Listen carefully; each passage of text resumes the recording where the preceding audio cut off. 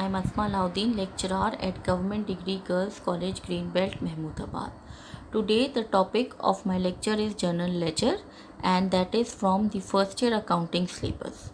Previous lecture में students मैंने आपको जर्नल लेजर की पोस्टिंग करना बताई थी. अब हम क्या करेंगे, हम उन्हीं लेजर की जिसमें हमने पोस्टिंग की थी उसके अंदर हम बैलेंसिंग करेंगे, उन्हीं लेजर्स की हम बैलेंसिंग करेंगे. तो ये जो जर्नल था इसके हमने क्या किए थे, सारे लेजर अकाउंट्स बनाए थे आपके साथ. ठीक है, ये सारे लेजर अकाउंट्स बनाए थे और अब हमने क्या करना है, हमने लेजर की पोस्टिंग तो कर दी है लेकिन अब हमने इसकी बैलेंसिंग करनी है. बैलेंसिंग करने का क्या मतलब होता है, बैलेंस करने का मतलब है कि दोनों साइड मतलब डेबिट साइड और क्रेडिट साइड दोनों सेम हो, दोनों को हमने बराबर करना है, इक्वल करना है. अब आप अगर सबसे पहले आप कैश का टी अकाउंट देखो तो यहाँ पे जो आपको फिगर नज़र आ रही है वो आ रही है 50,000 और 48,000, जो कि आपकी बनती है कितनी, 98,000 की. और क्रेडिट साइड पे जो कि आपकी अमाउंट है वो है 35,000 की. तो इसका मतलब है कि यहाँ पे 98,000 है और यहाँ पे 35,000 है, तो ये दोनों जो है वो बैलेंस नहीं है. तो हमने क्या करना है, हमने अपने लेजर अकाउंट्स को बैलेंस करना है. बैलेंस करने के लिए हम क्या करते हैं कि जिस साइड पे शॉर्टेज होती है, जिस साइड पे कम अमाउंट होती है, वहाँ पे हम जितनी भी शॉर्टेज होती है वो हम अपने आप से पुट करते हैं.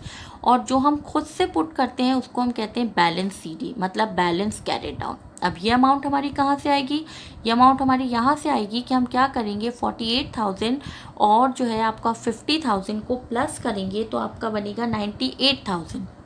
तो 98,000 इस तरफ है और इस तरफ हमारे पास 35,000 है. तो 98,000 में से 35,000 हम माइनस करेंगे तो हमारे पास अमाउंट आएगी 63,000 की. तो इसका मतलब है कि कैश की अमाउंट जो हमें बैलेंस करने के लिए चाहिए कि दोनों जो है वो 98,000 से बराबर हो जाए, तो हमें यहाँ पे 63,000 पुट करना पड़ेगा. तो 63,000 और 35,000 मिल के आपके बनेंगे 98,000 के. ठीक है, तो यहाँ पे भी आपका अमाउंट आ गया 98,000 का. हम ये कभी नहीं कर सकते कि जहाँ पे ज़्यादा अमाउंट है, मतलब जो ज़्यादा अमाउंट है उसमें से हम लेस कर दें अमाउंट, क्योंकि आपके दिमाग में ये बात आ रही होगी कि हम यहाँ से 63,000 माइनस भी कर सकते हैं. नहीं, हमने माइनस नहीं करनी है, हमने जो भी चीज़ करनी है हमें ऐड करनी है. तो जो चीज़ हम पुट करते हैं ये हमारी कहलाती है बैलेंस CD. इसको जो है बैलेंस CD का मतलब होता है बैलेंस कैरिड डाउन. ठीक है, इसको हम कहते हैं बैलेंस कैरिड डाउन, या हम इसको ये भी कहते हैं कि ये हमारा क्लोजिंग बैलेंस है. ये लास्ट आपका जो मंथ होता है या ईयर होता है उसके लास्ट में जो है वो निकाला जाता है, इसीलिए उसको क्लोजिंग बैलेंस कहते हैं. और जहाँ पे स्टूडेंट्स बैलेंस CD होता है वहीं पर बैलेंस BD भी होता है. अब बैलेंस BD कहाँ होगा, बैलेंस BD हमेशा बैलेंस CD के ऑपोजिट साइड पे होगा. मतलब कि अगर बैलेंस CD क्रेडिट साइड पर है तो बैलेंस BD डेबिट साइड पे होगा, लेकिन अमाउंट सेम वही होगी, 63,000 की. और इसको हमने क्या करना है, डबल लाइन से क्लोज करके यहाँ पे ख़त्म करना है. अभी जो बैलेंस CD है ये नेक्स्ट मंथ का, मतलब कि जुलाई के बाद क्या आता है, अगस्त. तो ये 1 अगस्त में ये हमारे ओपनिंग बैलेंस भी हम इसको कहते हैं. ठीक है, कि ये अगस्त 1 के लिए हमारा कैश का ओपनिंग बैलेंस है.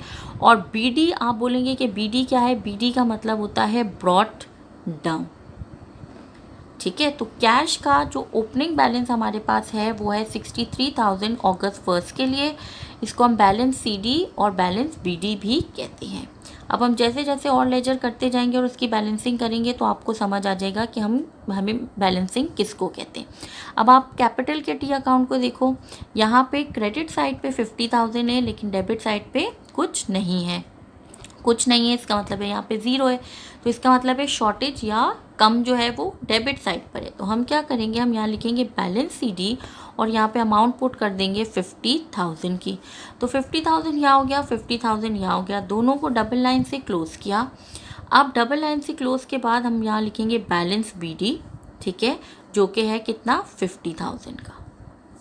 सही है. अब आ जाते हैं दूसरे उसमें.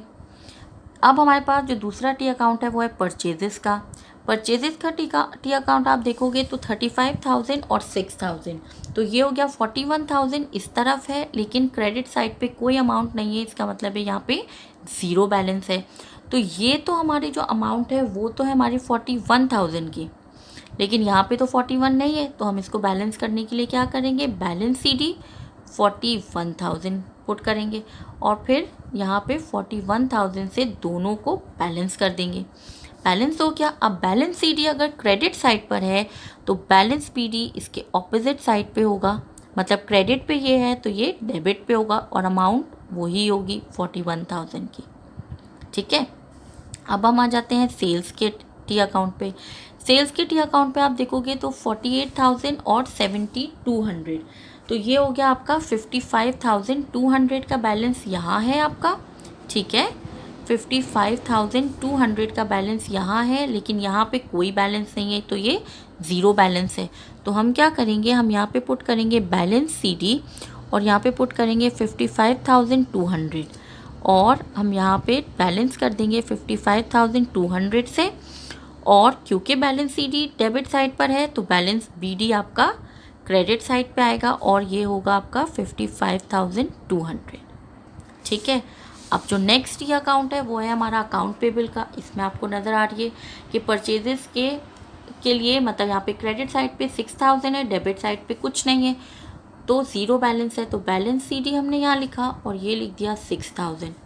दोनों को सेम साइड पे बैलेंस किया, सेम लाइन में बैलेंस किया और बैलेंस BD इसके ऑपोजिट साइड पे आएगा 6,000 का। नेक्स्ट है आपका अकाउंट रिसीवेबल। यहाँ पे सेल्स के उसके अंदर सेल्स जो उसका ऑपोजिट अकाउंट है यहाँ पे 7,200 है और यहाँ पे कोई बैलेंस नहीं है तो ये ज़ीरो है, तो ये बैलेंस CD हो गया 7,200। डबल लाइन से हमने इसको क्लोज कर दिया। अब क्या है, बैलेंस BD आ गया आपके पास यहाँ पे 7,200 से। ठीक है, तो माय डियर स्टूडेंट्स, इसको हम कहते हैं कि ये है हमारी जनरल लेजर की बैलेंसिंग। बैलेंसिंग का मतलब है कि हम क्या कर रहे हैं कि हम दोनों साइड को बैलेंस कर रहे हैं। ठीक है, इंशाल्लाह अब हम अपने नेक्स्ट लेक्चर में जो इसके बाद का जो टॉपिक है वो है ट्रायल बैलेंस का, वो करेंगे इंशाल्लाह। तो स्टूडेंट्स, ये जो है वो पूरी आपकी जनरल लेजर की जो है वो बैलेंसिंग हो गई।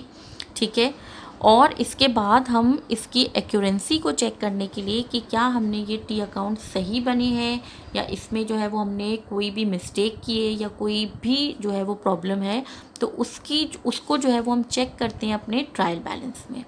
ठीक है, तो अभी तक